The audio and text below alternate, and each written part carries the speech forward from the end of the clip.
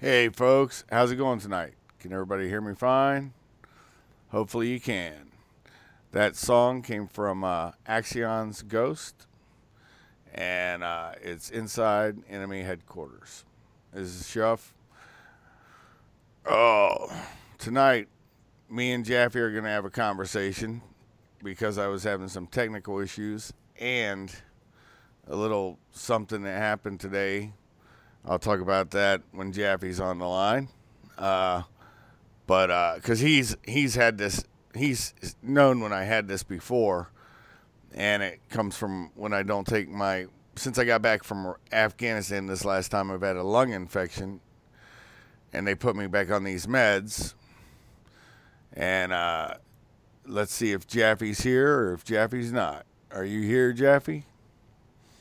He may not be. I'm not seeing him show up. So anywho, hopefully I'm here. No, I'm okay. here. I'm just fumbling around for the mute button. So yeah, thanks for inviting me by. It's great to drop in and be part of this impromptu live stream. Mm-hmm. It was something that we did. We planned on doing this a few days back, and well, you know how my. Here's what happened, folks. I've been taking this lung medicine. And it happened on Japhy's show one time where you don't notice that it's happening, but it distorts your perception. It also distorts your thinking, and you just don't know. You know, you could be totally... Well, tell everybody what I sound like, Japhy, when I take that medicine. You remember what it sounded like? Yeah, it sounds like you've been drinking. Yeah. And so I haven't taken it today because I didn't take it. My wife and I went out, took a nap, and I guess I regurgitated some acid out of my stomach into my larynx, in my airway. And that's why I actually thought I was going to have to cancel the show. So, anyways, I'm going to let Japhy do most of the talking. I threw up a couple ideas of what to talk about today. I guess I'm not really in the mood to talk about politics now because I don't really want to talk because it's hurting. But Japhy, I also said maybe we could talk about Game of Thrones. It doesn't matter. Anything. Talk about culture. I don't care. Something you're interested in, brother. All right. Well, it's interesting because I had no idea what we were going to discuss today whatsoever, and that was fine by me. It was the approach I was taking. We'd be taking a very open-ended uh, way of looking at and tackling today's live stream. So I've got really nothing on my mind that's pressing or that I feel I need to trumpet or broadcast to the wider listening world, other than the fact that since Operation Secret Santa wrapped up just a couple of weeks ago, I've been on a bit of a hiatus here, as you know, Shuff, bit of a holiday. So and won't be returning in a formal sense until February. The first week is what we're looking at here. Ideally, I've just switched over to Linux. I like to sometimes call it Linux. You say potato, I say potato. Let's call the whole thing off. Yeah, yeah.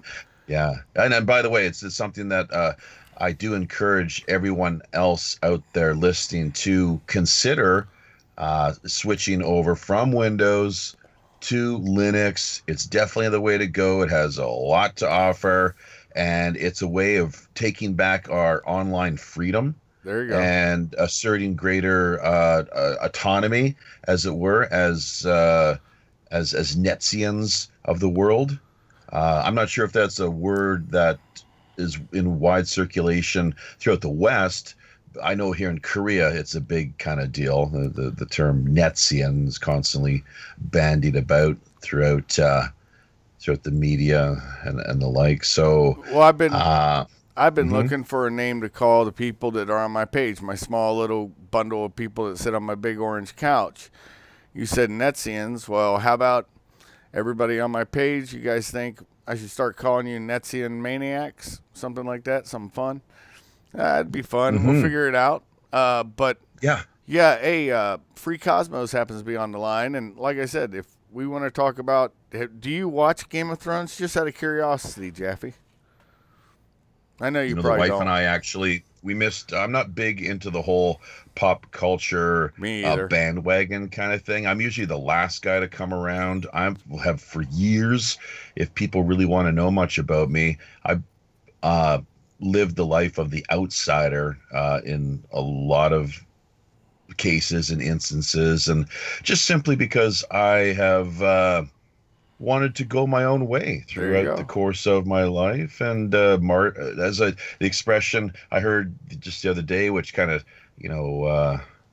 made me kind of put things in proper context: marching to the beat of his own drum, or own drummer. So which in military context is never very good, I guess, is it, Kaiser? Because you want everybody in formation. Hey, I can walk in formation too. It's just I like to reserve the right to be my own person. So I get it.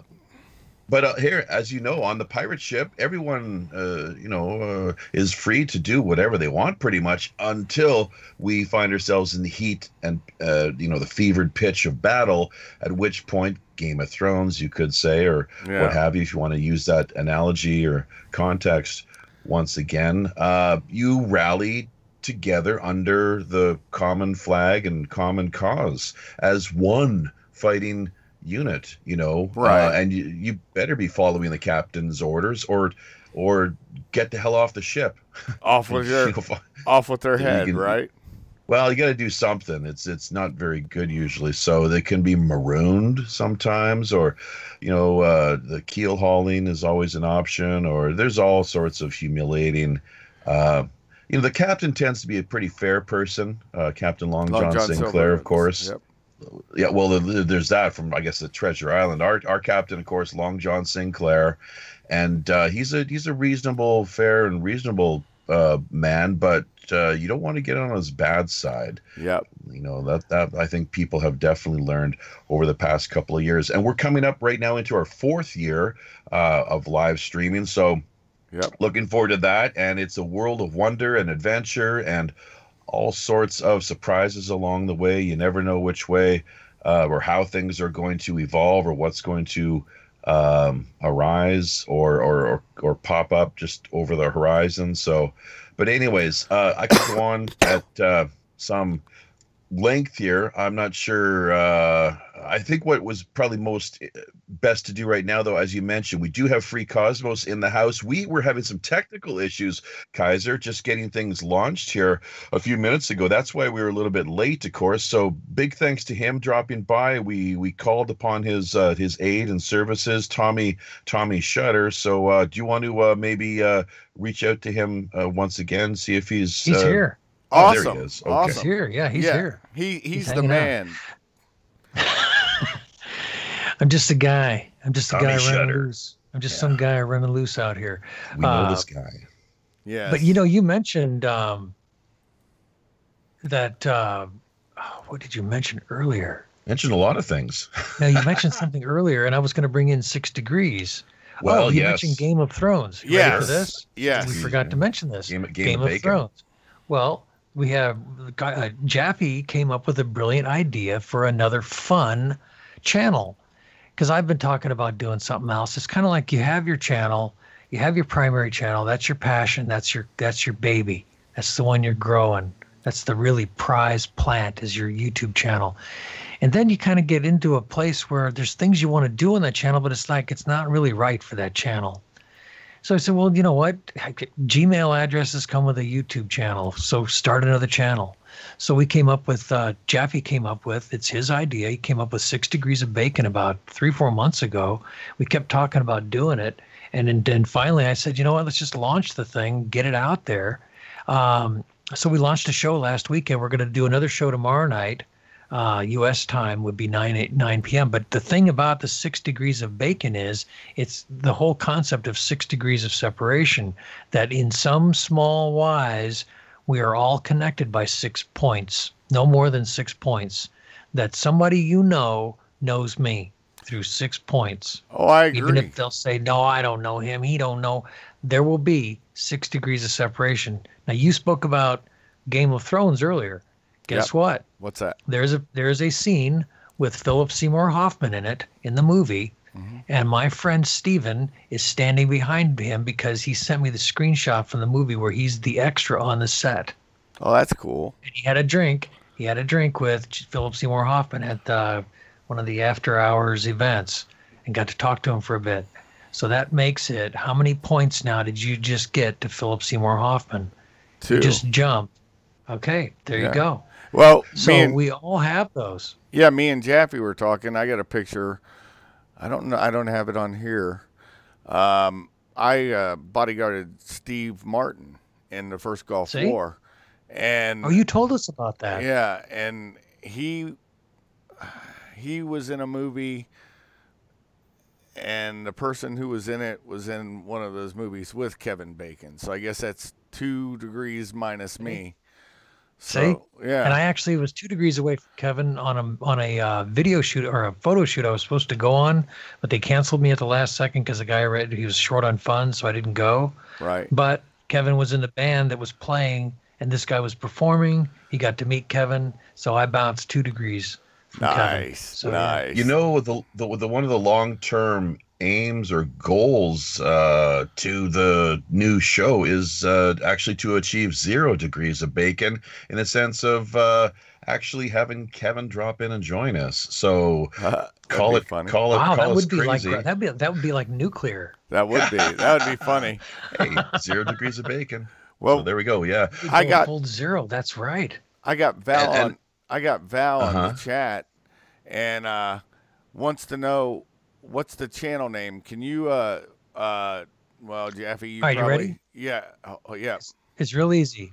Now, something else I have done that I'm going to include you in too, James, just so you know. Cool. I talked to Japhy about this. I want to include you in this. So all the people that I know, I started scraping everything together at the end of the year. I said, you know what? I have all these people I know. I'm going to scrape all the projects, all the people, all the channels, all this stuff. I want to scrape it in together into one pile. And so that I put onto a website called videoshow.live. Okay. So anybody that wants to find all of our shows, you're going to get listed on there. This sometime in the next few days, we'll get your channel listed, because right now you've got next to nothing for subscribers, and yet you've got a great program. So what I'm doing is I'm highlighting great programs. Even if I have nothing to do with them, I know you. or I don't Yep. really know you, Right. say, but We talked you're when I was in affiliated. Afghanistan.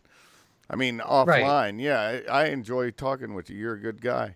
Yeah. So what I'm doing is videoshow.live is Yeah. highlighting all these cool channels.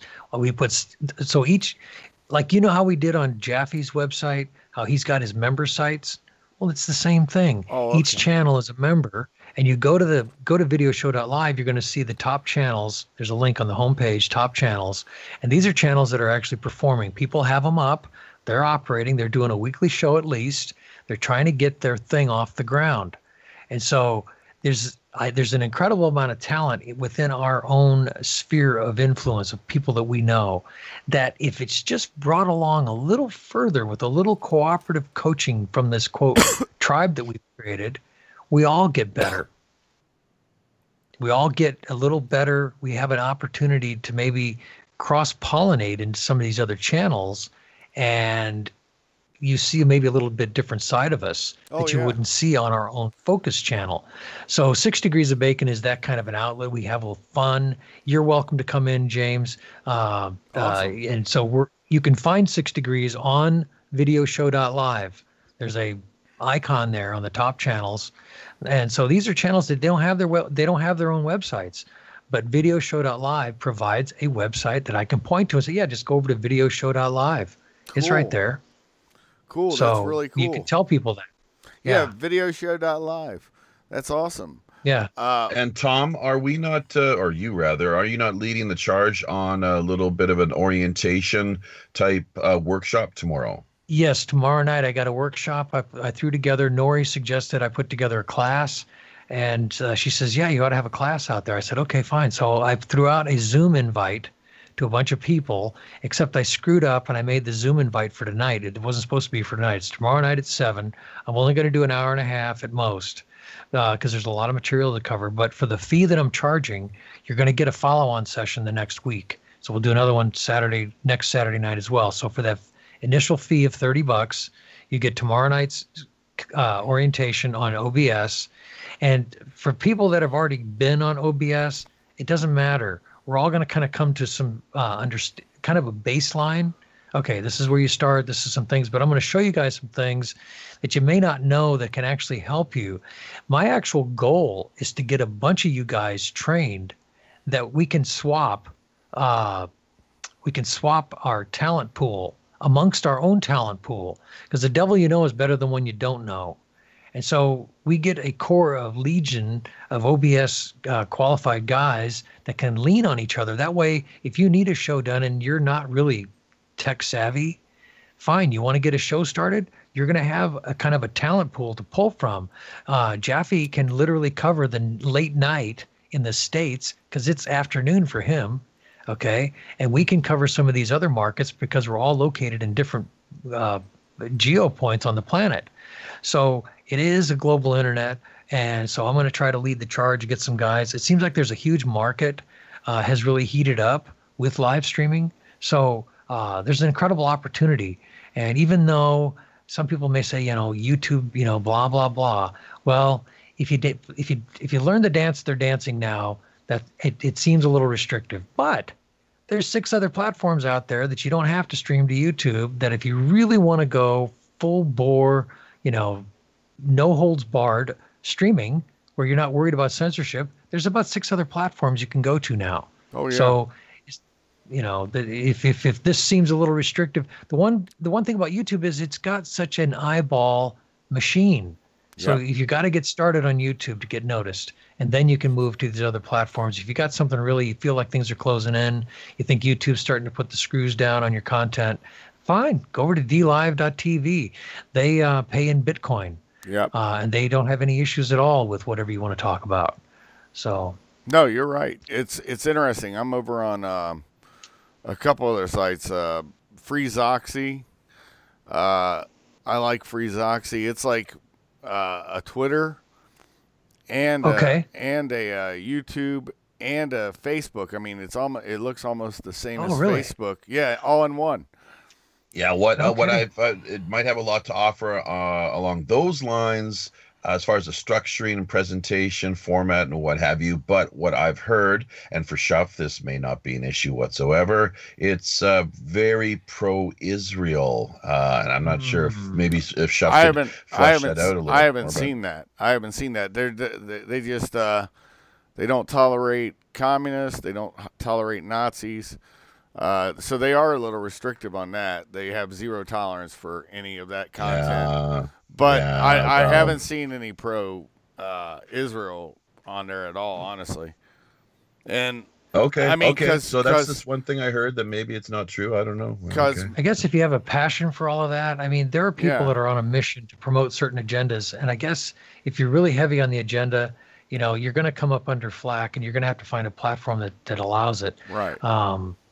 I think there's enough positive messages we can put out in different ways that I've been caught up in a lot of the politics, and I had to take a step back, turn off the news, turn off the Facebook, and stop. Because I feel like we're all getting played. Yeah, really. stop. Oh, big time. Yeah, stop and smell the roses, because honestly, no kidding.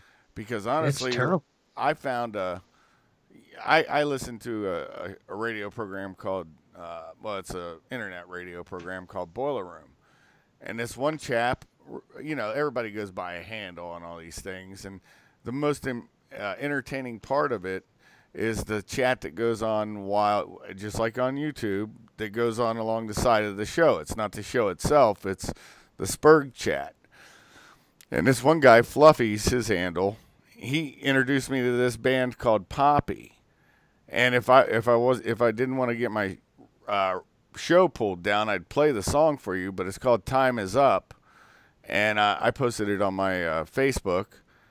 But anyways, it's a good song, but it actually has not a political meaning, but a anti. Let me rephrase that. It has a positive and then like an anti-AI, you know, artificial intelligence meaning to it. And it's a pretty good video, and the girl's not a bad looker if people are wanting to look at that. But I like to listen to the music and, you know, see what the artist is trying to convey, and it's pretty interesting. Even the video is interesting. So you shared it over on Skype, I do believe. And let me just say, with respect to Boiler Room, isn't that Jay Dyer's baby? No. He's in it with Hesher, Spore, Randy J, Infidel Pharaoh. I'm trying to think of all the characters. I was just gonna say, well, you're rattling off names Patrick there. Henningsen. Oh yeah. God, I don't know any of these people. Okay. So a lot of those names seem to ring a bell for some reason. So, but let me just say, while we are, Shuff, you're rattling off a number of names, we should once again turn the focus back to the chat area. Right. I see a bit of a shout out to Val once again over there in Estonia, as well as original guy? He's everywhere. Larry, who I think is actually, is that not Mr. Brushface? I might be confused. I think it is. And he's one of Argmar's big sort of supporters, as it were. He's done a lot of great work with the Star Shatter series. As of late, the overdubbing kind of vocal character voice recordings that he's put together, that if people do come across those links in places such as minds.com, I would encourage them to definitely check them out. They're quite Tom, you would, as a science fiction fan especially, get a huge kick out of Argmar's work. He's out of Bulgaria. Have you haven't really taken a close look at I have or not heard had any time. Things well, got busy, you know what I'll do? I'm telling you. I will send that link to you then when I come across it again. In fact, if Mr. Brushface is listening now, maybe he could share it with our listeners in the chat area. So I just thought I'd jump in there and just remind our people that we are paying attention to what is going on in chat, as we often like to, and because it's really important, I think, to make listeners feel at home and feel engaged, as if they're a part of things, they're a big part of things. I just got around to listening to your friend Forum Borealis, and guess who's listed on our top channels page now on VideoShow.live? I got Forum Borealis there. Nice. So he's got some very interesting stuff. The guy has really has a unique spot. So hold it. You And talked to Al B, and he said, "Hook me up," kind of deal. Bring me on no, board. we list channels on there that it's editor's pick. So I do like an editor's pick of interesting Okay. channels Oh, that yeah. I'm associating with. Like, for example, I got Billy Carson on there. Mhm. Billy's an interesting creature, and a lot of people have never heard of him, and yet he's another rising star that has a lot of great information about ancient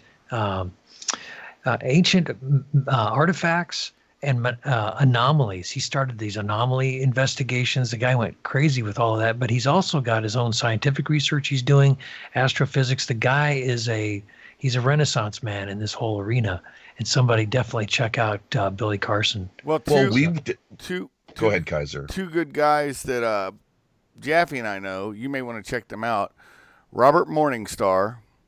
Absolutely. By the way, I have to apologize to him. His show is the one that I was on, that he called up on Skype to bring me on when I was just chatting on his Skype, and I'd taken that medicine, and Japhy knows it actually Messed you up. But but you don't even notice it. I thought everything was fine, but I guess I wasn't. So, anyways, I didn't listen to it because I listened to it when Japhy said that, and it was correct, and so I have no doubt. And I just said I understand, So yeah, he's definitely somebody that would be cool to have on your editor's pick of choice.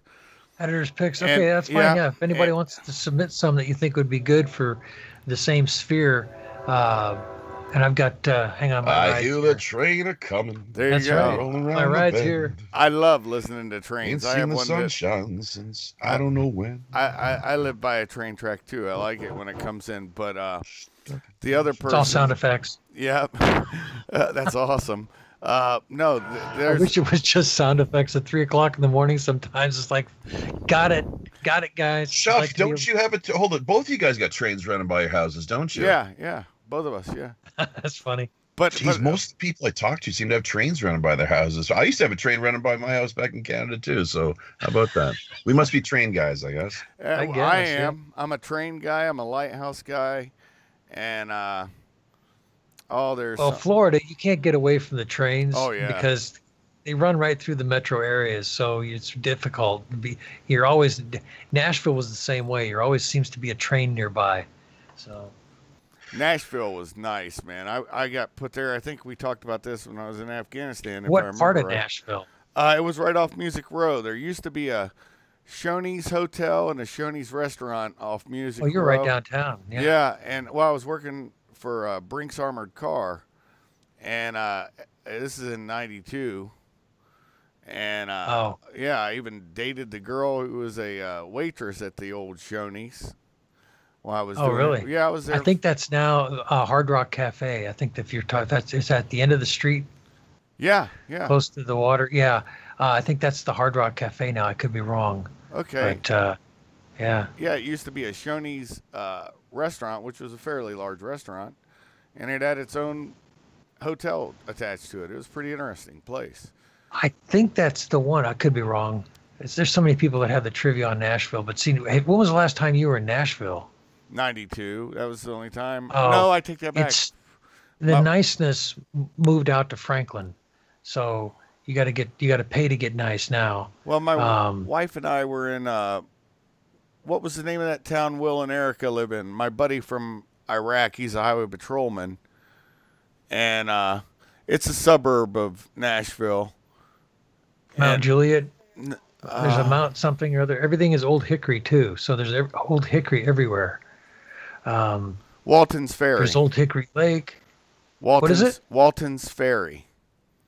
My wife said Walton's Ferry, she thinks.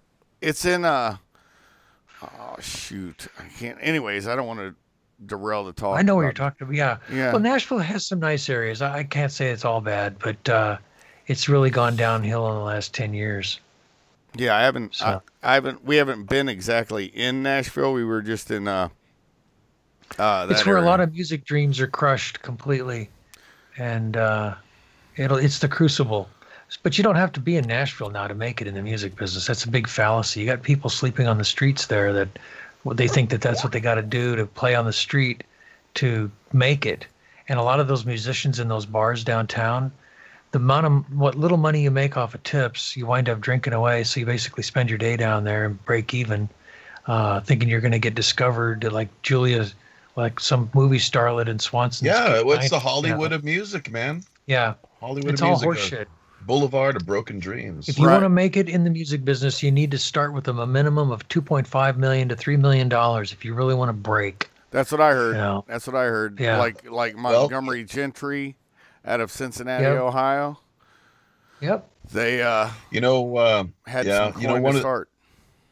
And here's the thing. I kicked around and played around and poked around and sniffed around the establishment kind of music industry back in the West for a number of years, trying to just test the waters more or less, and ultimately came away realizing that I would be nothing more than the songwriting pursuits were definitely something that were viable, that there was no doubt that was the way to do it. But as a star performer on stage, forget about it, man. Not going to happen. There's an incredible career as a songwriter. Yeah. No, I get it. I get it. But it's not, for me, it's like, once again, like, who the hell's ever going to listen to my songs? So here's the thing. Well, I can let listeners know right now, anyone who is out there at this present moment listening, paying attention, that I will be cranking up my guitar from time to time here via, it looks like 6 Degrees of Bacon,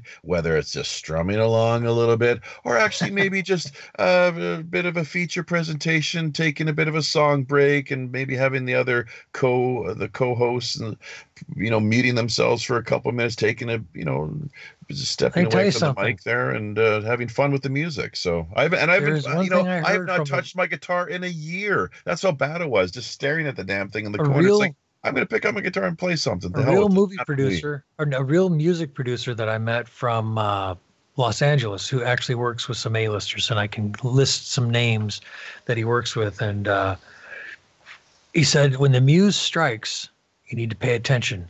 You need to write it down, because it doesn't just keep coming. That's right. Oh, geez. Oh, you have no idea the countless times. I do.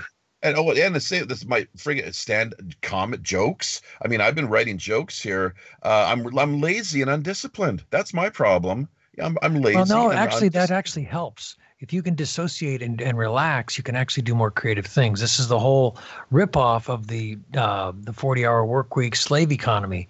It has people on treadmills. There's no time to relax or be creative, so you're never going to open up your third eye. But that lazy, run your own lifestyle, while it's not real profitable, maybe it is for some people, it is, but maybe for many people that really just are more freelancers, it's an up and down economics. It's not stable, but it does give you an amazing amount of time to be creative. And I've been around creative people. I love the creative process. I love songwriting. I've done some songwriting with some people, worked on some music arrangements, and I wasn't the one doing it, but I was documenting it. I was filming it. I was in the room. And I just love the process, the creative process. If you ever get an opportunity, anybody out there, and you feel like you want to be a songwriter, get a friend of yours together and play around with writing a song. And hey, there we go. And that's one thing I will say. Yeah, I'm up for collaboration, and I've got a number of different parody ideas that I've been working on here, which I'm not going to talk too much about right now. But if there is anyone out there who feels they're semi-qualified and up for the task, reach out and contact me, and we will. We have all been taught to underestimate our talents. We've been taught through this society to downplay with this aw shucks false humility. And there are people out there, you are sitting on gold, and you've been afraid. It's just like that movie Star is Born. She was afraid because of all the bullshit. Excuse my French. Sorry, Google. Sorry, no, you're YouTube. Fine. You're fine on my page. You can do that. Well, they got new rules out now. They got a whole new set of rules out. You can't even say these words anymore. But you can get away with once in a while. Talk conspiracies. There's no such thing as conspiracy on YouTube anymore. There are people. We have all been taught to downplay our talents so that we fit in. And hopefully there's somebody out there listening that is feeling a bit of a misfit. Guess what? You are the person that can probably break through, because you don't fit in, and people look at you strange. You're the people. Get your brain in gear.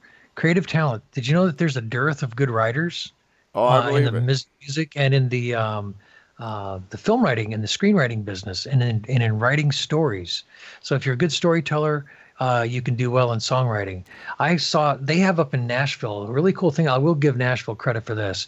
You can go into a pizza joint, which would normally be like a dive bar of some kind, and on Thursday nights or Wednesday nights or maybe a Tuesday night, they'll have what's called Writer's Night.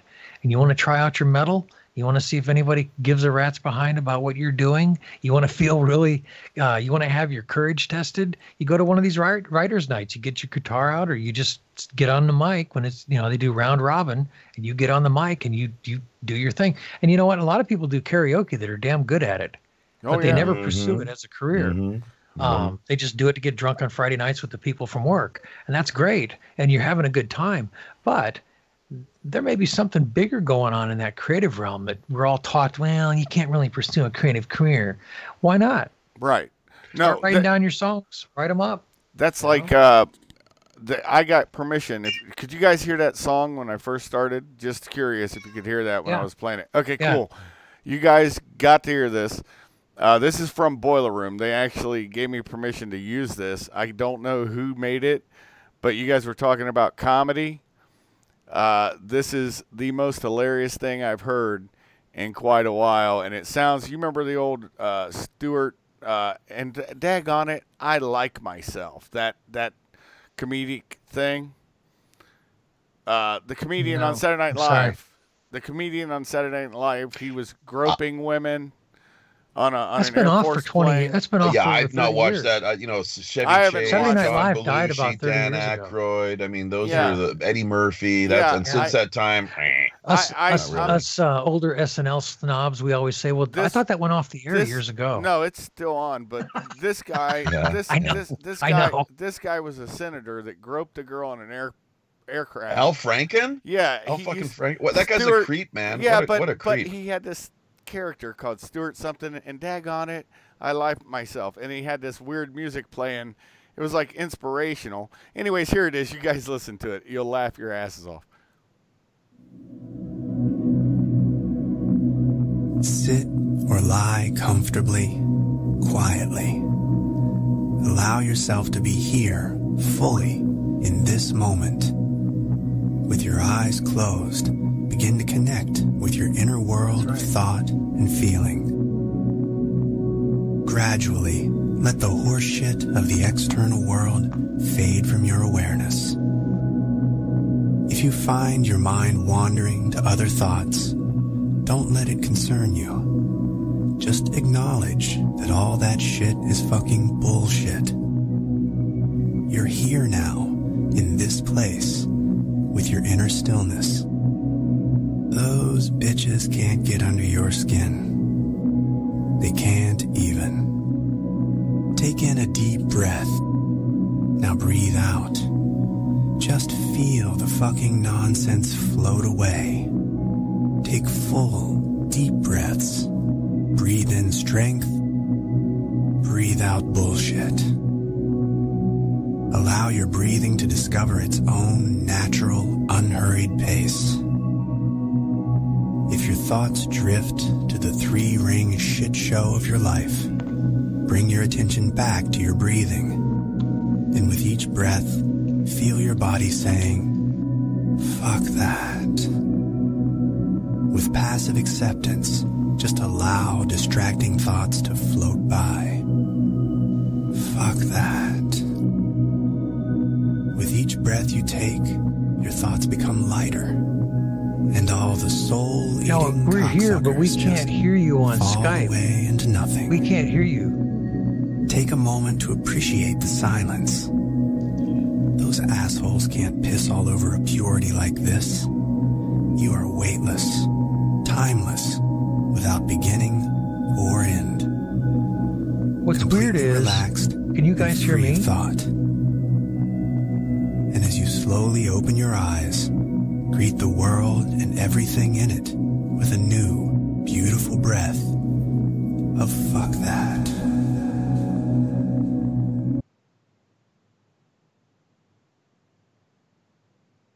Yeah, so that was from the Boiler Room. I don't know what they call it, but it's one of their things. So thank you, Hesher and Spore, for letting me play that on my channel. I'm sorry you guys couldn't hear it. I thought you guys could. That's why I asked you if you could hear the I song went to the earlier. live stream. The live stream was carrying it quite fine, so that's all we All I had to heard do. was talking. All I heard was Kaiser talking. I'm sorry. Oh, but that was Alec Baldwin. So wasn't it? No, I heard Sounded a like voice on the channel. Whenever I hit play on the live stream out here on the web, just to monitor. Well, you came through twice in the live stream, dude. I'm excited. Yeah. Yeah. Hey, check this out. Hi, I'm Alec Baldwin. You may know me from my multitude of smash Hollywood movie hits, but really that's not what I'm here for today. I'm here to talk to you more about my relationship with Kim Basinger. I don't know, something like that. Because I got that low kind of resonance thing. It's like not much of a stretch. I can kind of, something to work on. I think you have more bass than he does. Yeah, I pushed it a little too far, did I? Yeah, I think. I mean, it's just your natural. You have a great bottom at bass. You got a good low end. I'm not good at improvising, though. Unfortunately, I was just making. It's like no, not. One of the things I would have loved to have done as a career would have been stand-up comedy. Right. Although I have noticed those fucking guys, and there we go. Hopefully that's my first F-bomb. Is the new policy we have over in the Robinhood is you got one freebie, and after that it's $10 or 10 doubloons off into the potty mouth jar. So that's the community kitty. Well, it's even worse charity. now with YouTube's new rules. But yeah. But as far as comedy goes, though, those guys, there's such many of them. They're intellectual bullies. Yeah. You know how they deal with hecklers, right? Oh my God, like up one side and down the other, tear you a new asshole, like just verbally just berate you, and right. but they're good at it, but they're bullies. So many of them, they really are, and they got like major anger management issues, and it's just. I mean, Kaiser, do you got something more you want to add to that? I mean, I love comedy, and but it's just so much. There's too much ego, man. It pisses me off. Well, you've heard. I mean, it takes a lot to really fire me up nowadays because I'm 50. But when I was young, it was a lot more. It was a lot different. But what I will say is, I always look at every stand-up guy as a future serial killer. Because they repress their anger so much, and they take their frustrations out on the mic. And of course, I think most of them, and I could be wrong, but I think most of them, that's their outlet. Instead of using violence, it's more of a passive aggressive kind of thing. And that way they're up there and they're like, "Hey, you're screwing up my act," or "Hey, you with the face," that kind of thing. It's their therapy. Bruce Springsteen, it's his 3-4 hour long marathon concerts. He's manic depressive, borderline. His dad was, for sure. And you know how that goes. It's a family kind of affair. You inherit it. So, but for him, he said, like, this is my therapy, man. I need to do this to work out, to exercise my demons. Right. So same with the stand-up comics. I can believe it. And yeah, who knows really, we all have that dark, that shadow quality to us. Try to deny it as much as we like. I've looked within myself and seen it, and I try not to feed it, of course, but at the same time, you gotta look with Tom, your show with Freeples and so forth, big into outer space and the secret space program. Well, how about the secret space program? Not just out there somewhere in the middle of nowhere, but the secret space program that's going on constantly within ourselves, the inner space universe. And that's where I start thinking about things like what's going on with 5G, what's going on with Wi-Fi, and what's going on. Like they've totally, they talk about infringing upon certain rights, or infringing upon certain whatever it is that they want to say. Well, this is not just infringement. These are gross violations where it's like major, like it's a kind of form of mental rape almost, really, or beyond that even, where it's just so intrusive. So we got to be. be on guard is what we have to remain as spiritual beings, basically, and constantly vigilant and aware. And myself, who I do have a bit of a background, just an amateur, you could say, not even hack, that's being too generous, type actor and performer, because with community theater and a little bit in high school, nothing really too much to sneeze at. But I can separate and make the distinction between when I'm playing around or when I'm taking on a character and who I really am, like my core essence or being. There's a difference there. And so it is important, to Shaf, as you say, 50 years old. Hopefully by this stage in our lives, we've managed to get to have it's a degree of self-realization, ideally. And, there's just a lot that can be said. So I've kind of wandered off maybe a little bit, but at the same time, the point being inner versus outer space. And, it's sometimes, things are just an act, and we're performers, all of us, to a certain degree. Life is but a stage, as Shakespeare told us. So, but the comedians, going back to that original point once again, intellectual bullies. I wish I could put it a little more succinctly or poetically, but that kind of deal. I've just seen too much of it, and I don't like it, frankly. So, Right.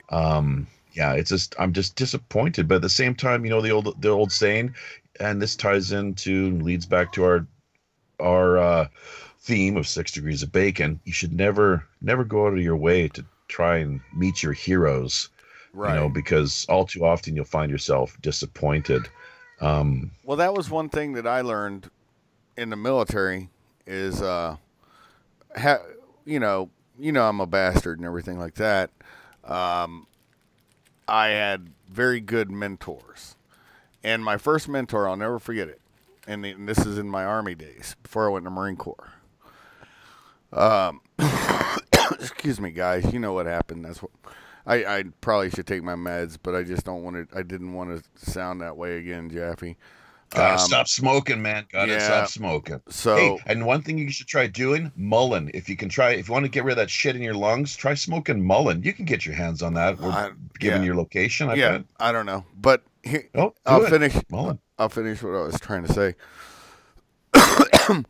The nice thing is that my first mentor gave me the best advice I'd ever had. He said, "Look, I'll give you everything I can." He goes, "But when I can't give you anything more, and you think I can't," he goes, "walk away, find another mentor. This is how you do this life." And then he said, "And if I don't think I can give you any more," he goes, "I'll walk away and I'll find another mentee." And it was very true. And the funniest thing is, most of the time you'll never see your mentors again. But I, fortunately, always kept my mentors, where I would ask them questions if I didn't know an answer, or if I needed to be filled in on something. And that, I think, held me in good stead, too, through my youth. And even up until today, they're all still alive. I have not lost one mentor yet. They're all alive and old. So it's and they all did the same stuff I do. Yeah, well, yeah. Not good. Yeah. And you know what the word? Here's interesting. That word and mentor. Do you know? I mean, do you know what it means? It's kind of a rhetorical question, because I think I know the answer, but I'll just give you a second to respond. It might be a little tricky, but in simplest form, do you know what that means? The word mentor, mentor. Yeah, break it down. He's mentoring. He's a man who is teaching, a man teacher. It doesn't have to be a man. It could be a woman. Well, in mentoring, be a kid. In mentoring, the way I've always taught and the way I believe is no man can mentor a woman, and no woman can mentor a man, because we don't think the same biologically. Nothing about a man and a woman.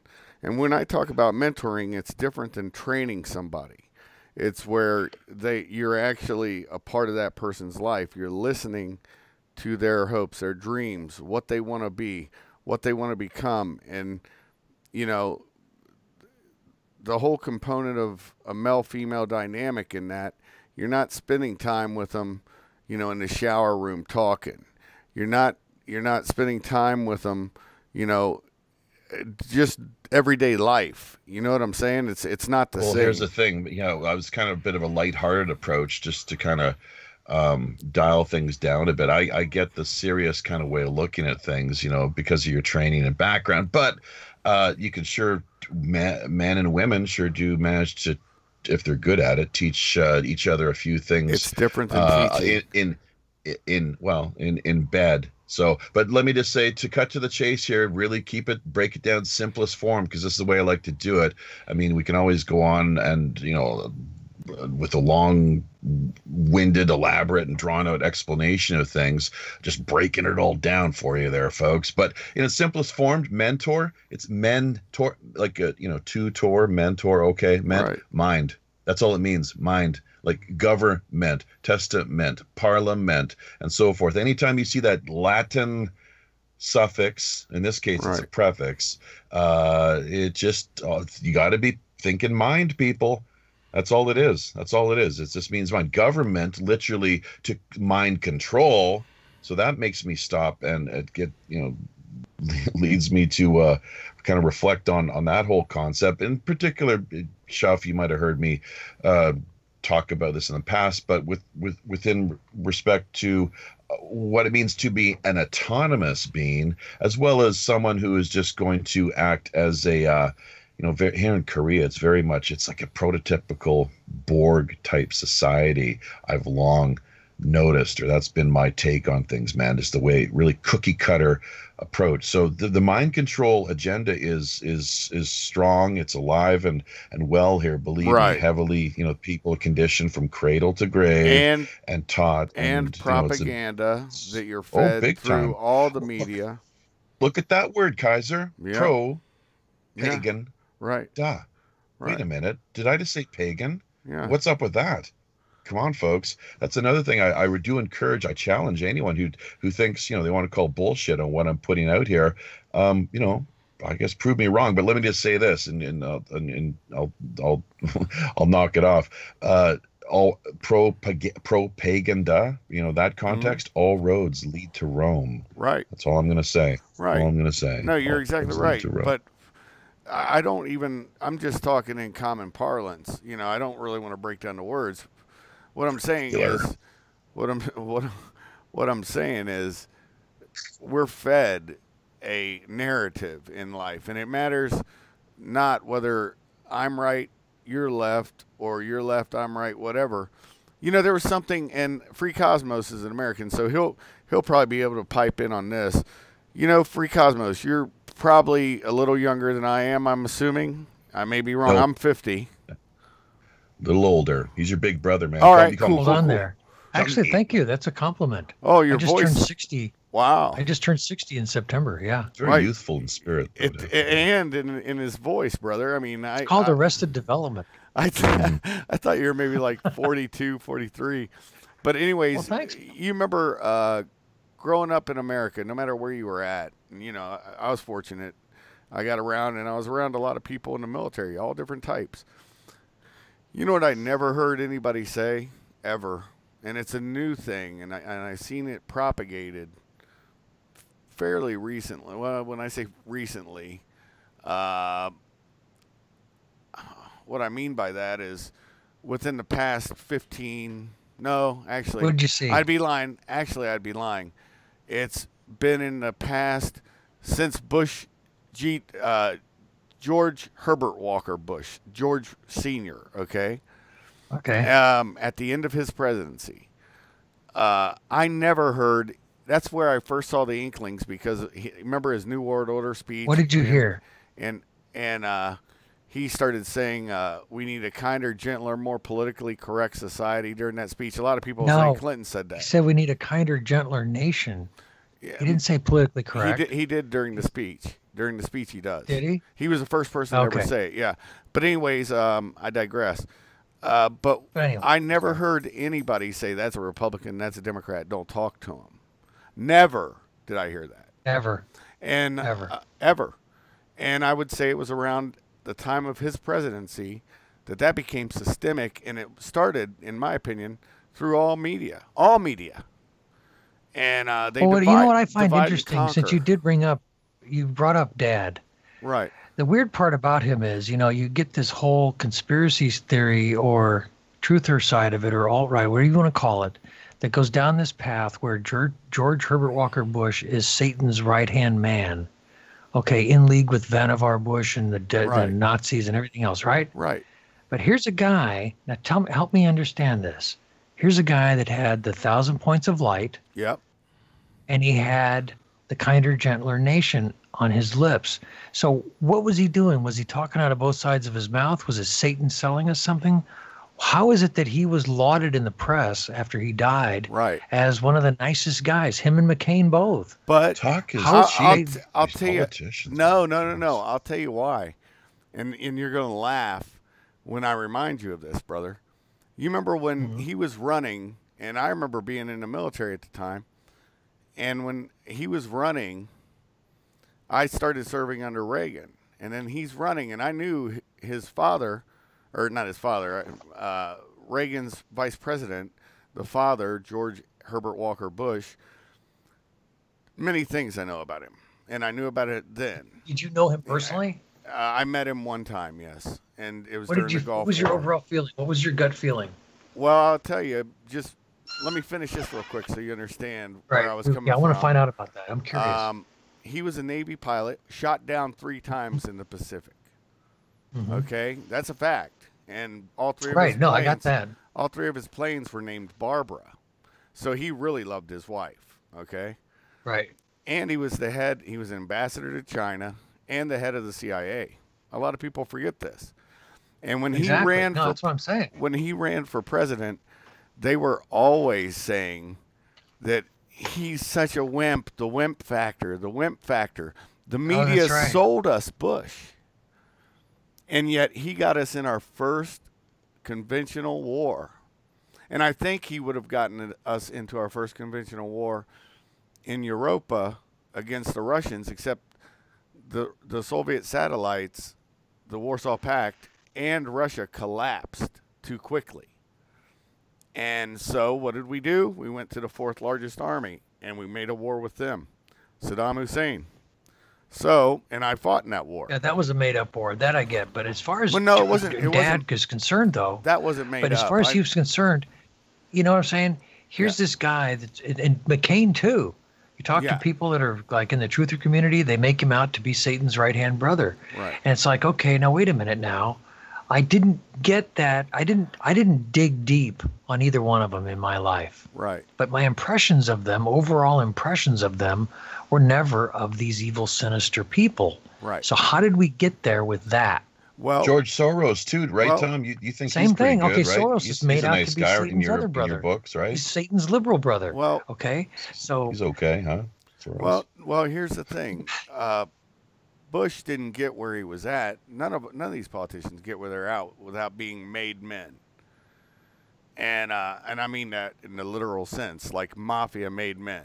Except for this one we yeah, have now. I got. There's maybe something to that. I don't know. Yeah. One of the only two people in the world, him and Richard Nixon, they just couldn't seem to recall for some reason where they were the day they heard the news. John F. Kennedy had been murdered Well, in but Dallas. there- Just but kind of, there's- it was a big but head there- scratcher but for there's the a- longest. no, Because there's a the police. lack of evidence, or the question isn't evidence. There is It's that not famous photo of him as well. Someone There's- who looks a lot like George H.W. there's- Bush standing outside He the said school he book was. He depository. said he was down in Houston or something. He and was in yet- Tyler, Texas. Tyler, There's a picture Texas. of him Okay, giving a speech at a Rotary Okay, are you gonna let me Lions finish, Club. Japhy? Go on, bro. Anyways, let me finish this out. So, there's a picture of him. Yes, I understand that. It was Tyler, Texas. Thank you for correcting me. But what I'm saying is some police officer, something happened, and it caused this police officer to take a report on him for whatever incident it was that he was there. And Bush signed it. And now you can even find that document. That document didn't go anywhere. Yeah. And- Well, there was one document delivered to the desk of J. Edgar Hoover, Right. and which in turn Bush declared that it was another George H.W. or George Bush simply of the CIA, not me. Not that this other George Bush has ever managed to show up anywhere Right. along the way. Well, but on top it's of no that, different. let me just, you're not, I don't Okay. think you're getting a story straight here. Let me straighten, Okay, get this okay. fact straight if we can. He actually, what he did was, in order to provide an alibi for himself, he made a call into there's something to do with Lee Harvey Oswald or something along those lines, but he called, I think it was either the local police constabulary or Yeah. the FBI itself, and so that he could be as for an alibi, if his what he had done there for the record, and use that to say, well, gee, here's where I was at this particular time. So obviously I couldn't have been there, and so that kind of deal. Well, but here's another head scratcher then.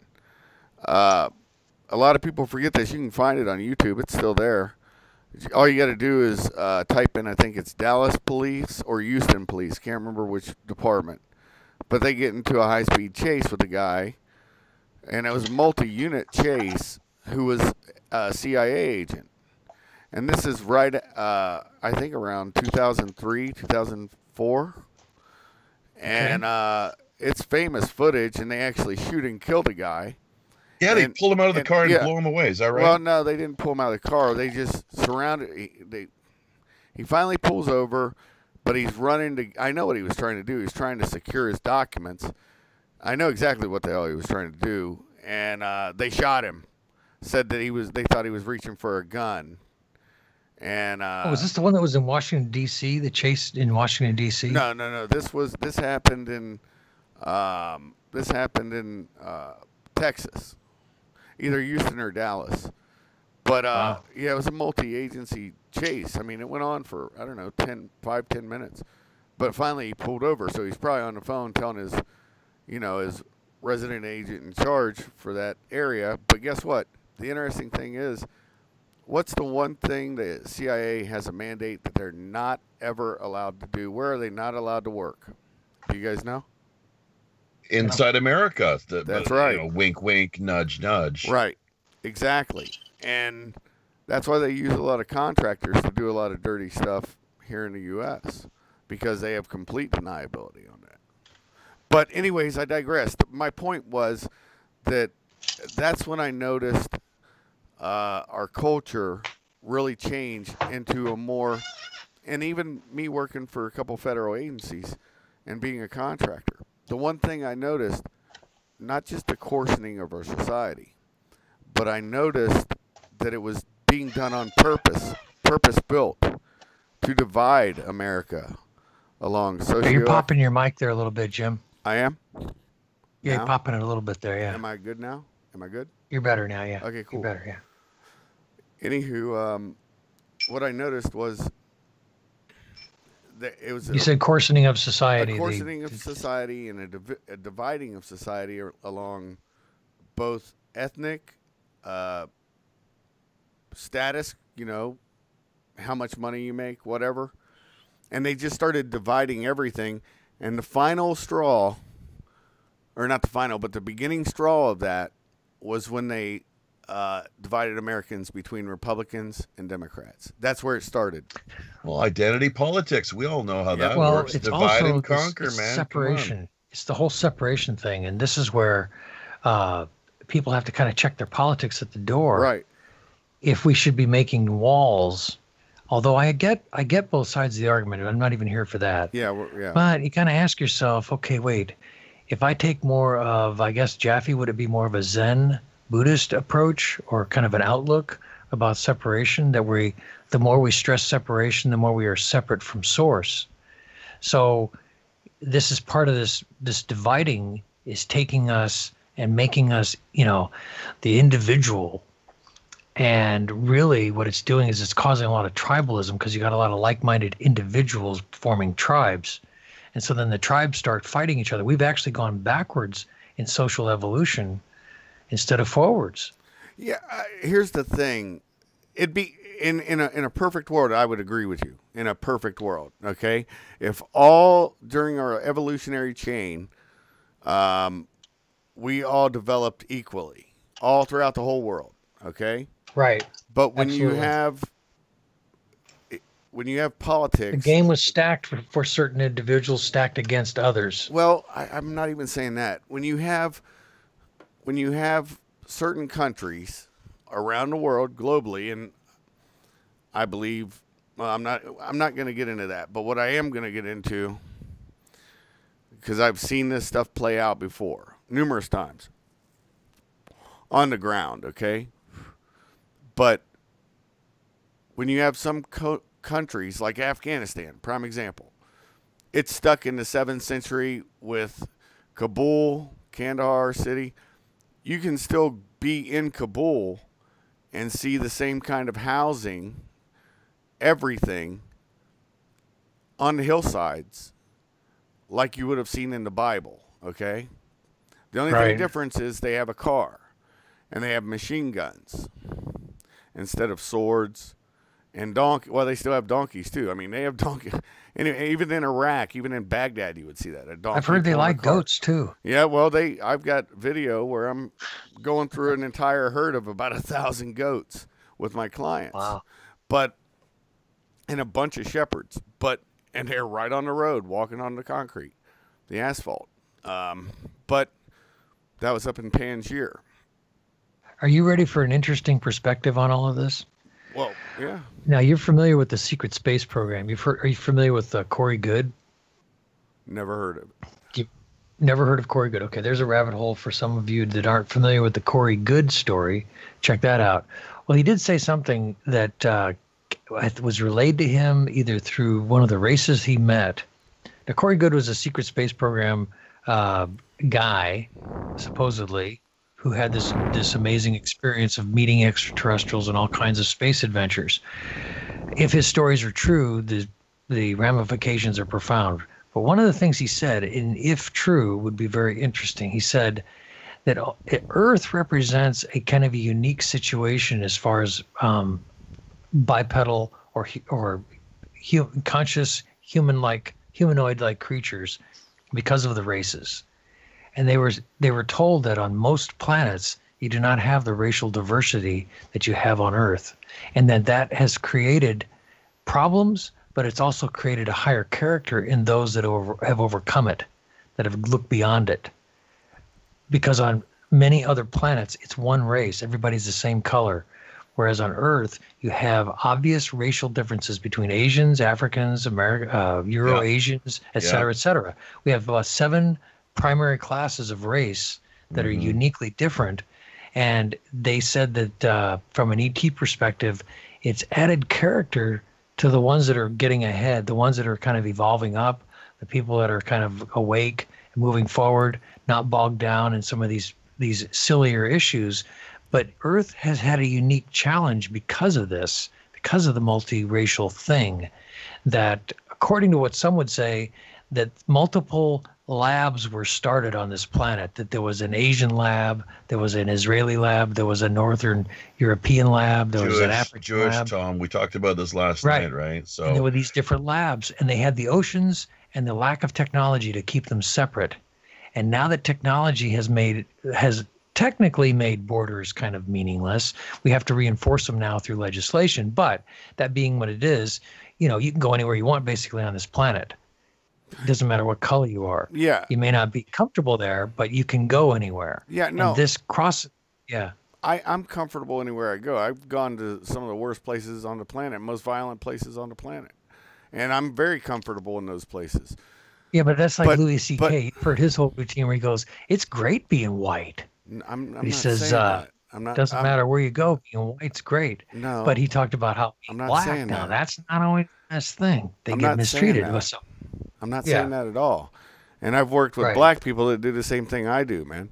That's not where I'm going with this. I guess you're not tracking. Yeah, I think you're missing his point Tom. I'm just straying. I'm just off on a trail. No, I'm not missing. I'm off on a trail.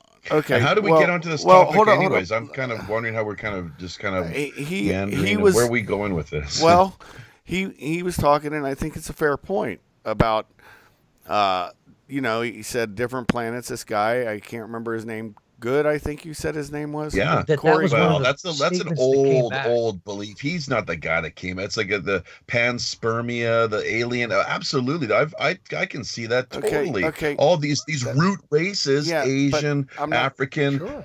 Aryan, Okay. the Jewish thing, and Okay. we've been Right. planted here millennia, Sure. aeons ago. Okay. And now we're all supposed to get along. No. And that's the thing, is that there are things inherently different about us that sometimes all this conditioned racism that we have. Hold on. Stop the racism talk, because this is what I'm going to tell you. This was my point I was trying to get to. Right. I've been to these places that are actual shitholes. All right? And it's not about race, because when you have tribe, okay, I'll give you a prime example. What was Saddam's? I wasn't saying that it was, to be quite honest. What was Saddam's full name? What was that? I'm sure it last had part Muhammad of in it? there somewhere. Well, Al-Takriti, that's his hometown. Okay. Crete, yeah. Yeah, Al-Takrit.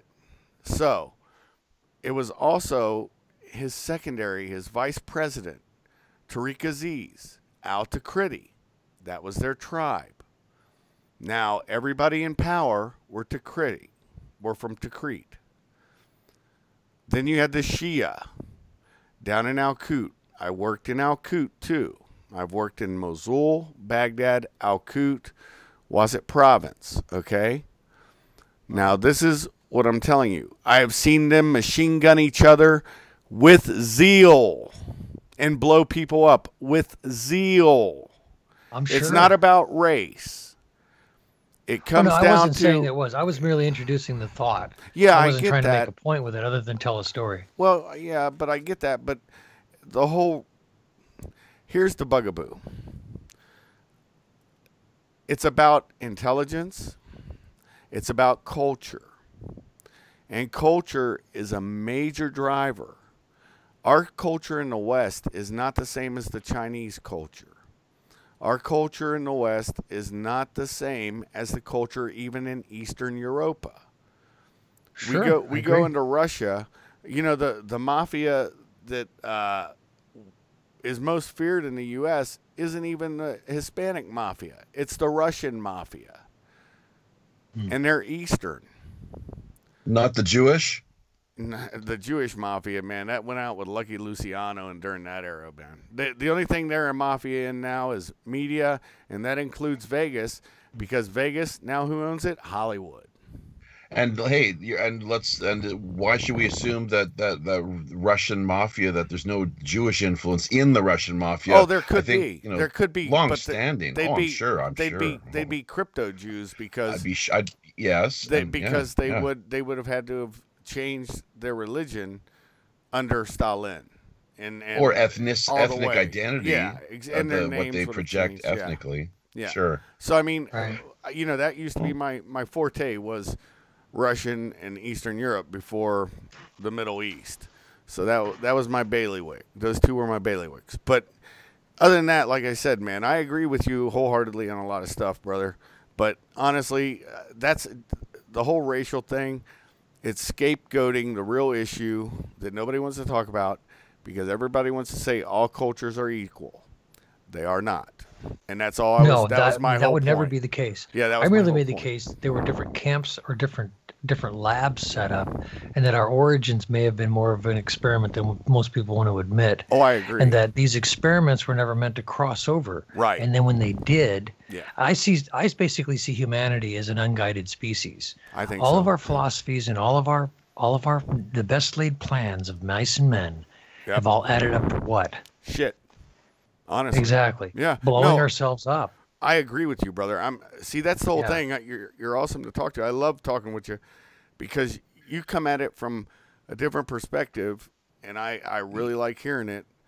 But you guys are too cynical, though, and had it up to nothing. Come on, we got to give ourselves some credit. No, There's been a great we have a deal shot at this. of We have a shot at survival, but that's Japhy, not. I don't buy that. we No. have The killed- problem is accountability. These Yep. assholes that are out there, these fucking Okay. professional career criminals, both in the political world. They're embedded throughout the secret societies. There's a big issue, of course. They get away with murder. Yep. And there's no accountability. Not arguing that. We're not arguing that. We need. And there's a lot of good cops out there that are trying to hold the bastards accountable through their investigations and so forth. Look at what's going on with Trump, and we don't. I don't even want to start with you guys here. My point. I don't want to get started on this with you guys here because I don't know. Listen, I really it's don't. all good. Here's my point.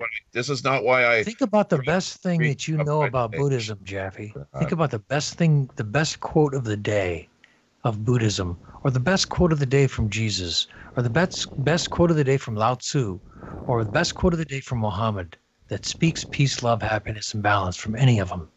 Even though we know about the Quran, and there's things in the Quran, they've all had their golden thing that they said. And people built religions around those golden moments, those quotable quotes, those holy writs. They've built religions around them and ways of life around them. Okay. Don't get me started on this. Yet, here's the yet. But yet, what is this planet headed for? So that's what we have to ask ourselves. It's toxicity of ideology, religious ideology, political ideology. It's toxic stuff, man. It makes people mental. It makes people mental delusion. The point is that all of our best philosophy, in spite of it, we still seem to be on a greased sled towards self-annihilation. So what do we need? We need external. We need an intervention. That's what we need. No. Checks and balances and cooperation. That's a good humanity can checks and balances, letting off the steam. You got channels of communication are open. And things, the balance has been tipped. Well, you asked the question. Now you're not letting me answer. That's a problem. See, so we can't have people talking over one another. Do you want to? Go ahead, take the floor. My point. I think you missed my point. My point is, in spite of all of the great philosophies and religions that we've had on this planet for thousands of years, the sum total, the drum roll, the taiko drums, like at the beginning of Battlestar Galactica, those drums are ticking.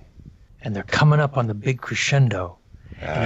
You're just taking too negative of an approach. It's too cynical of an eye. And there's a lot of good that's been done. And chances are we're not a big tick. And it's called the day you die. And then we check out of here and we're gone. And what we leave our legacy behind. And all we can do is hopefully generate enough positive, upbeat type. You think it's all going to keep ticking along the way it is, and then all we can do is just hand it off to the next generation. There's nothing more. It's like there's nothing more that we're required to do or we're responsible for, other than perform at your best and what we can realistically be asked to do. Frankly, Question. You don't see this current time that we're in as an extremely turbulent time? We're living through the apocalypse. Okay, but I'm an apocalyptimist, okay? Okay, that's good. No, that's good. There's not enough of you, though. That's the problem. Well, that's what I'm pushing. You're like, it's doom and gloom. Look at what happened here on the Korean Peninsula recently. Right, peace broke out.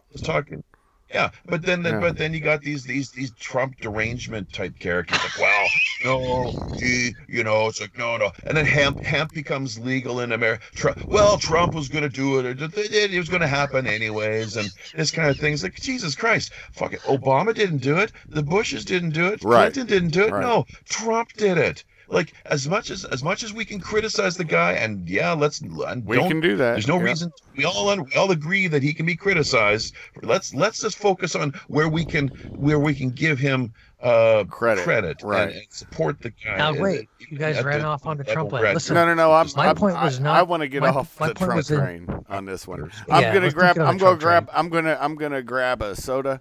You guys continue on real quick. Oh, what I'm saying is, go grab your soda. Go grab a soda. Yeah. Jack's on it. Go, Jack. Apocalyptimism. That's all I'm talking about here is apocalyptimism. I like it.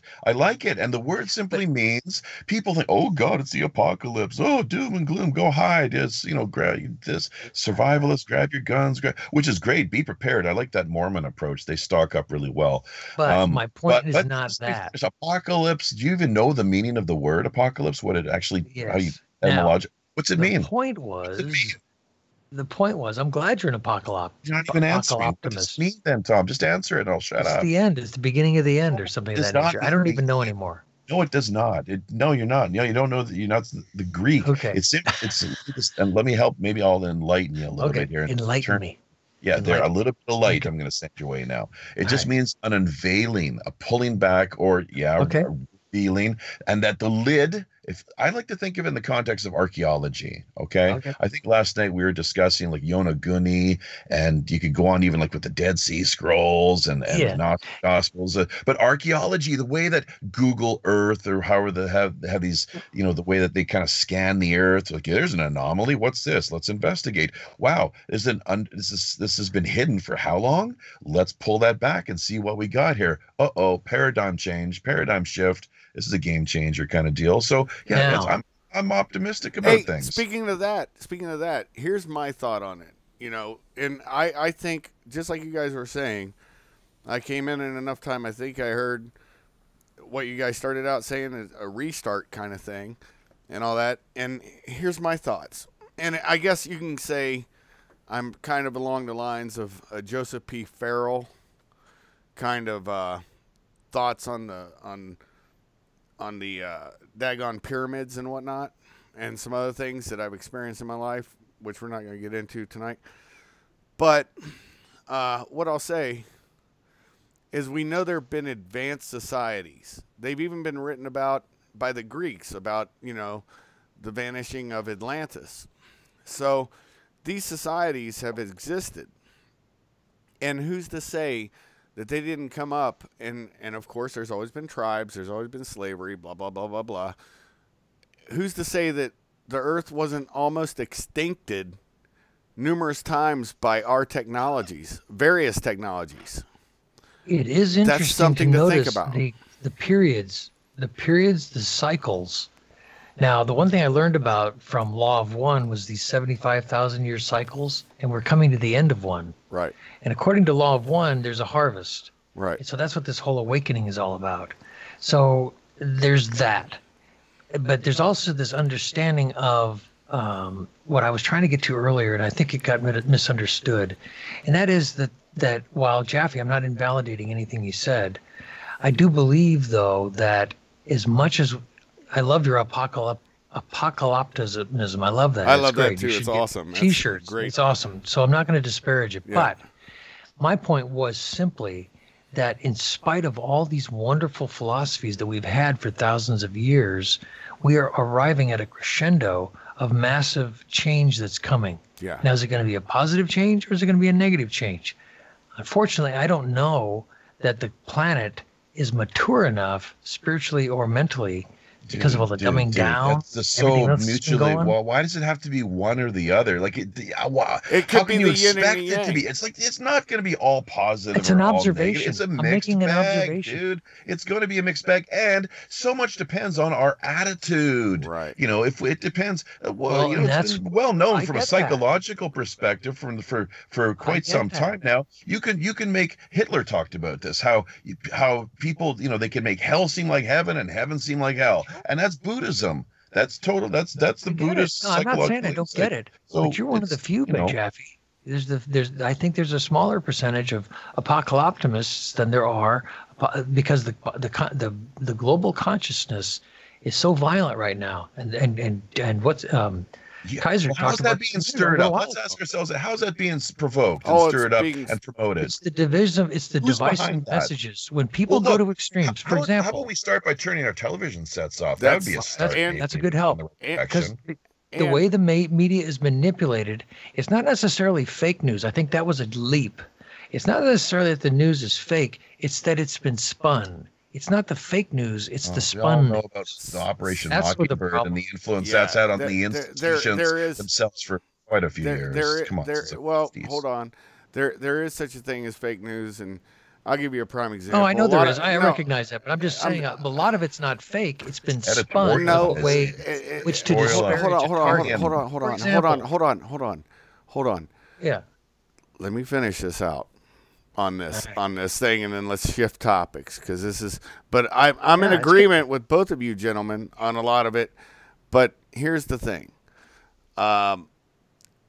my thought process on this, and you know, I've been to shitty places and stuff. I've said that. We all know this to be a fact.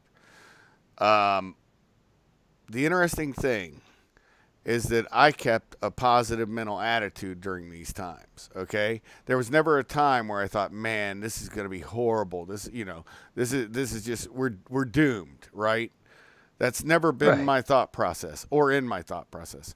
Japhy made a very valid point, and so did you. The one point, though, when you say fake news doesn't exist, it does, and I'll tell you how. Japhy's point. No, that wasn't my point. Let's go carefully. Okay. I didn't say it's all fake news. No, you I didn't said say some that. of what is You being didn't say called that. fake You news didn't say that. is actually not fake news. It's just spin. But spin. That's my point. But spin is nothing more than lying, and they know this. Well, not necessarily. For example, I've seen it. If I like you and I saw you go into, let's just say this. Let's say that I'm a friend of yours and I see you go into a 7-Eleven. Right. And you come out with a bag that has a square box in it. Yeah. If I like you, it's a box of soda. Right. It's Pepsi. Maybe I don't like you and I saw him carrying a 12-pack out of there. Yeah. Okay. It's how you spin what you see. Right. And so this is what happened with the media. And this is why I know why people cry fake news. It's not that it's necessarily fake. That's a kind of a shortcut or a misinterpretation. It's that the way the news is spun because based on a particular agenda. Exactly. Fox News spins a certain way, and MSNBC spins the other way. You guys aren't. You're right. But you're not listening as well. We're talking editorializing as well. Opinion versus hard news. Right. Look. Are either of you do either of you have a background in any way, shape, or form in journalism? Yes. No, okay, I have a background in investigations, though. Have you ever written? Have you ever published anything? Any like online? Well, I guess online content or like for newspapers or magazines in the past. No, it just filed official reports. Well, hear me out then, okay? Hear me out because this is important. It complements what Tom is saying. I think we all agree spin is a big deal, but that editorializing is a lot different. It's an editorial opinion piece. In many cases, Absolutely. Too often. That's what CNN and these other outlets have become. In all, it's a big we don't issue. Just get the news, we have to discern and be able to know. But then there's also the hard news approach. Who, what, when, where, why, how. That's it. We need more of that. But see, that's spin necessary. Here's the thing. Right. That's not journalism. That's investigations. I was an investigator. Not necessarily. It's hard news, dude. It's called hard news. Hold on and let me finish. Yeah, absolutely. Hold on and let me finish. Investigations. You're filing an official report. And this has happened now in our country. Okay? It depends. Everything is the who, what, where, when, why, and how. Period. Right. Point blank. Nothing, your opinion should never float into that, because if it does, well, that's what I'm saying. And it goes to a court of law, that's the spin. And no, you can't. Please, no, you please, really, you guys are jumping on me. Let me state what I'm saying first. Let me, because both of you have I've allowed it to be polite. Let me just say this. Spin is when you take the objective truth and add an agenda to it. Okay. And what you're saying about editorializing and putting spin on, editorializing and spin is essentially the same thing. You're adding an attitude or an interpretation to objective truth. Objective truth is you stand on top of a 3-story building and jump off, you're going to go splat. That's an objective truth. It's not political. It's an objective truth. You turn a flashlight on, the light comes on, and you get it in your eyes. It's light in your eyes. That's an objective truth. Right. Okay. So the objective truth is being missed. Yes, I know about hard news and I know about hard journalism, and that is essentially just the facts, ma'am, just the facts. Take all the attitudes out of it. We need more of that. My point was that a lot of what has been stamped as fake news is not necessarily entirely fake. There is some objective truth in it, but it has been tainted by the editorial comments of those giving the news or projecting the news, or whoever is presenting the news, and it is largely 90% editorialized. So I get that. That's why I'm saying it's not. There's enough truth in it that people buy into it. Yeah, here's the problem. Here's what I always tell people, because like I said, there are two things, and I think we might have discussed this when I was over in Afghanistan and we were on the phone. Everybody can say conspiracy theory, okay? Here's the fact. conspiracy. I've done shows on this on my channel. Conspiracy is something that, as I'm investigating, I find out that I get a call. This is how it starts usually, you know, back in the day when I was actually carrying a badge and gun. I get a call. Joey Schmuckatelli is planning on going and committing, let's say, felonious mopery. It's a fake crime, but, you know, not really fake. It's exposing yourself to a statue. But, you know, it's something that's never happened. It doesn't happen. It must have happened sometime, but it doesn't really happen now. Who would see it if you're just exposing yourself to a statue? You understand what I'm saying? Exactly. So, right. Anyways, to get on with it, and Janie Bag of Donuts is going to help him by driving him there. She's facilitating in some. So that call, when it comes in, and I got to write out my first paragraph on it. Paragraph 1 is after I go and do the investigation, I follow up. And if I follow up and I find it to be fact, then my paragraph 1's going to say I received a call about blah, blah, blah, going to do, you know, felonious mopery in the nth degree. And Janie Bag of Donuts was his driver. And this, that, and the other. It's become a conspiracy. It's become a conspiracy at that time. And so there's no longer a theory. Because you got two people involved, right? Yeah, 2 or more. And so once that occurs, it's no longer a conspiracy theory. It's an actual conspiracy.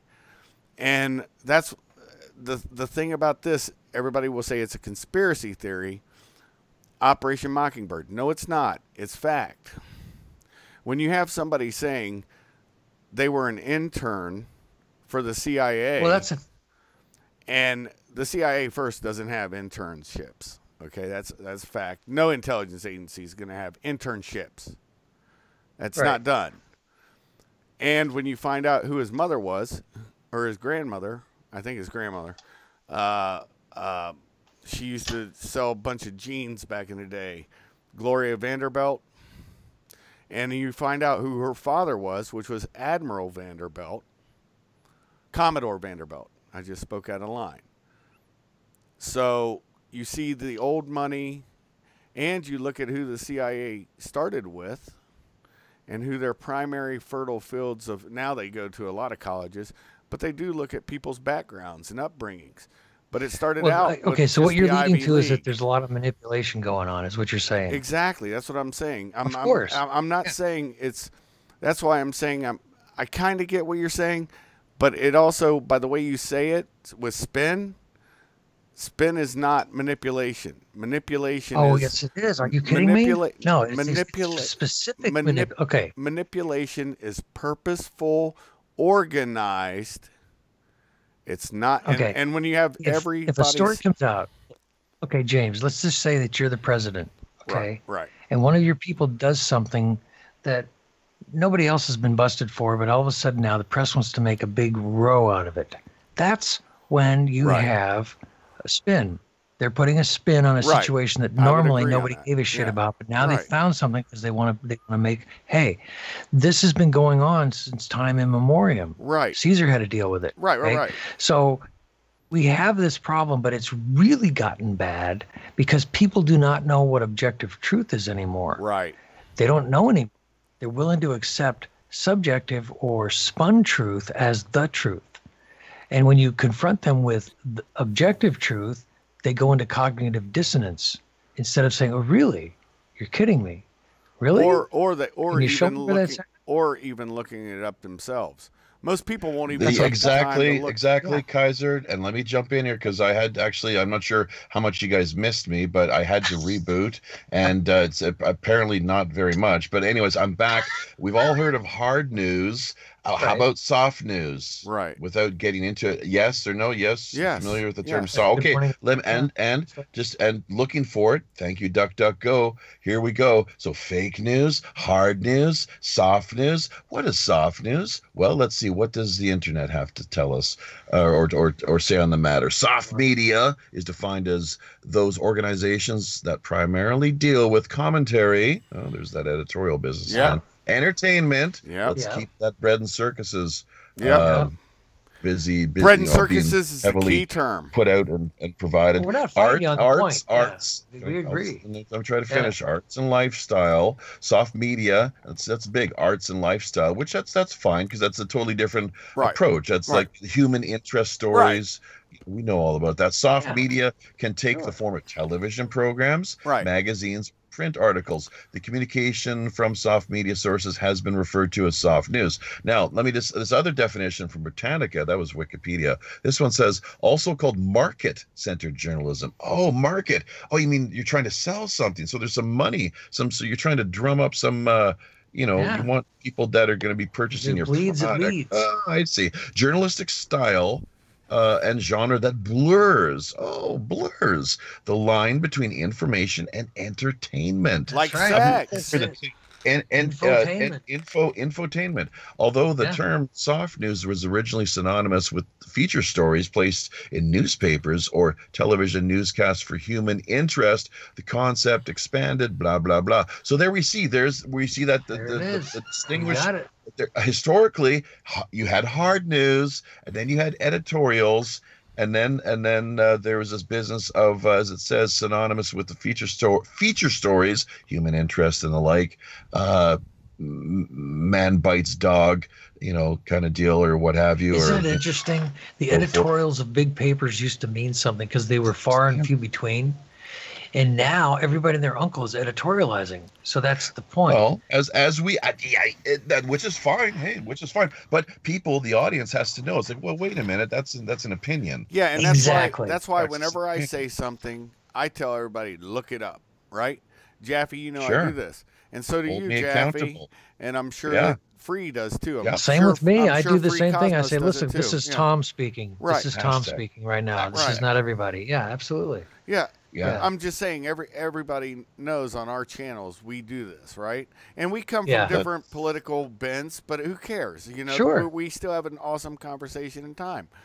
Well, this is something we're going to bring, and this is something maybe an interject here.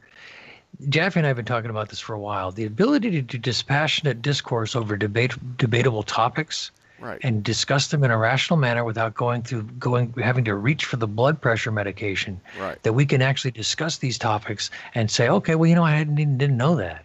Really. Right. I had no idea. If we can get to that point on a larger scale, I think we've really gained something. Getting people to at least discuss things without screaming at each other. Oh yeah. No, I agree. Now, Japhy, he wants to close. He's got to duck out in 5 minutes. He's out. Okay, I gotta go too. Okay, well that's fine. Bummer. I was looking for this conversation. Just got good. All right.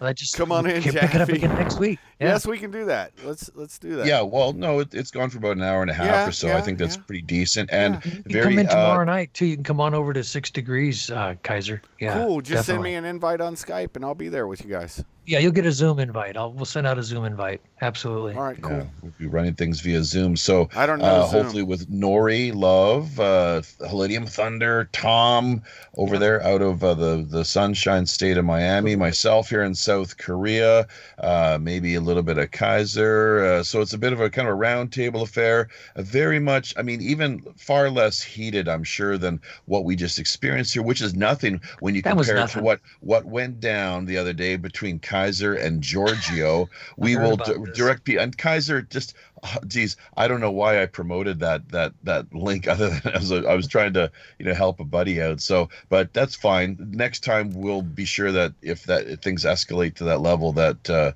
I definitely.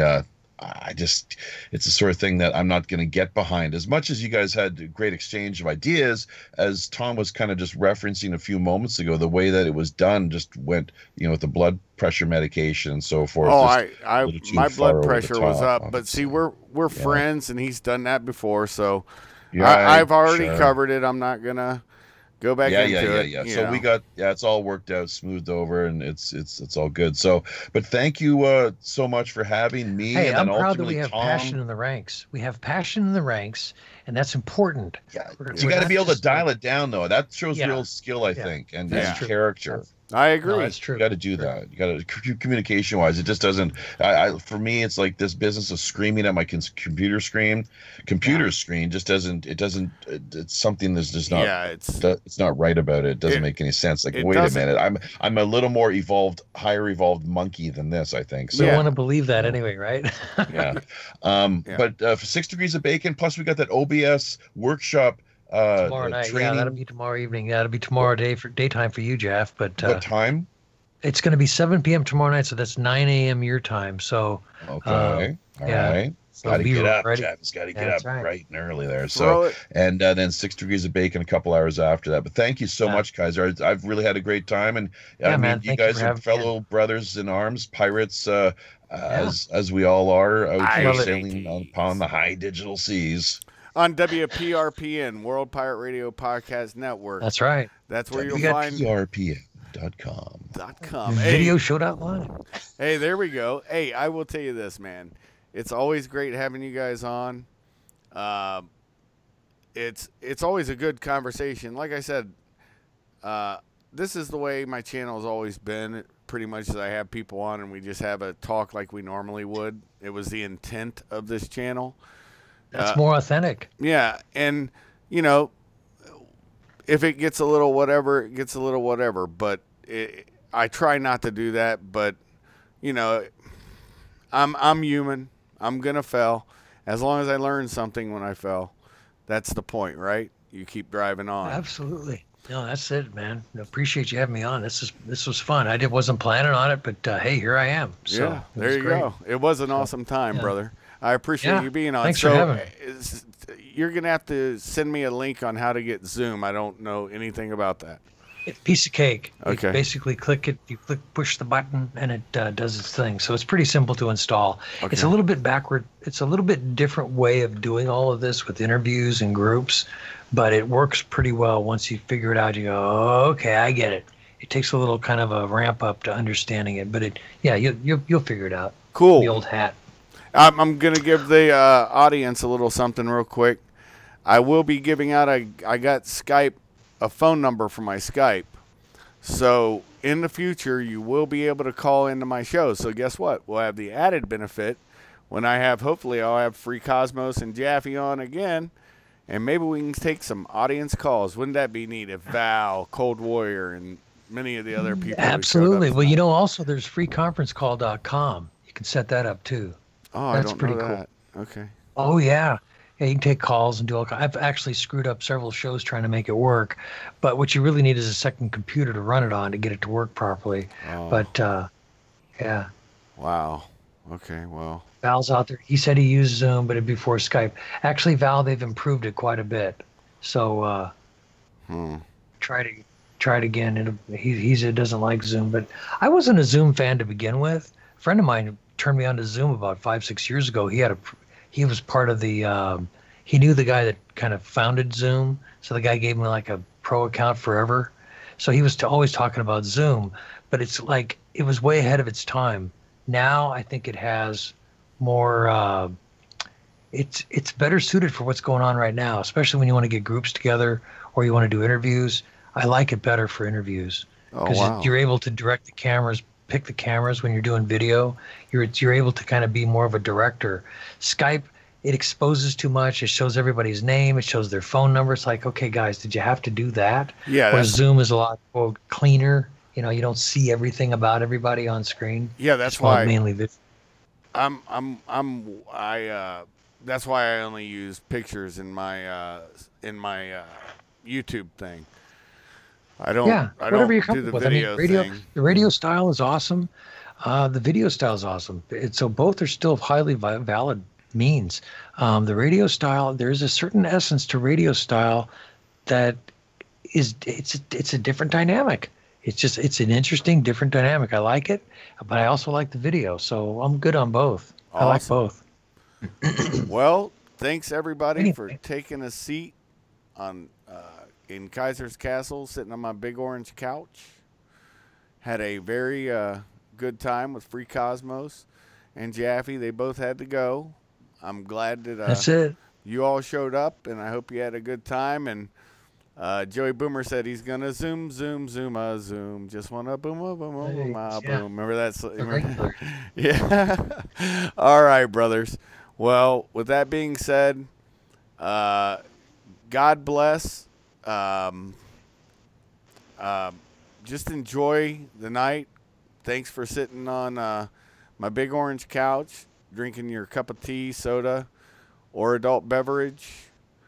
And just thanks for stopping by. I like my page small, and it's at the numbers where I like it because it feels more like family. With that being said, I'm going to play my exit song. And if everybody on mute, I'll throw it on and close this out. Where'd my song go? What'd you do with it? There it is. Now remember, this is all from Axion's Ghost. He's a buddy of mine. Probably one of the some of my favorite music. And you guys just enjoy it as I shut this baby down.